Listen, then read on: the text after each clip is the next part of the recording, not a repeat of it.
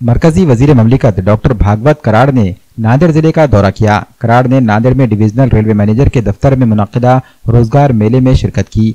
इस दौरान मराठा समाज के कारकुन बड़ी तादाद में रेलवे दफ्तर के बाहर जमा हो गए।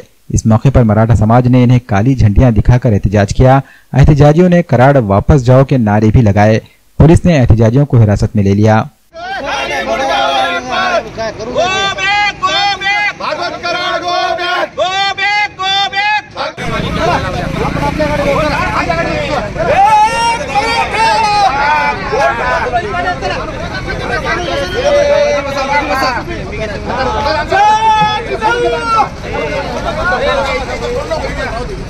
छत्रपती शिवाजी महाराज की जिल्हाधिकारी कार्यालय या ठिकाणी हे स्थळ ठेवलं होतं, पण मराठ्यांच्या धसकीमुळे अचानक रात्रीमध्ये हे स्थळ रेल्वे डिपार्टमेंट या ठिकाणी ठेवण्यात आलेलं आहे।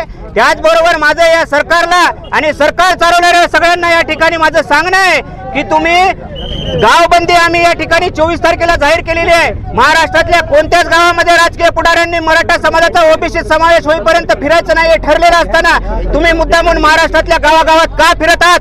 म्हणजे तुम्हालाच महाराष्ट्र अशांतता ठेवायचा आहे का? हा आमचा या ठिकाणी सवाल आहे प्रशासनाला।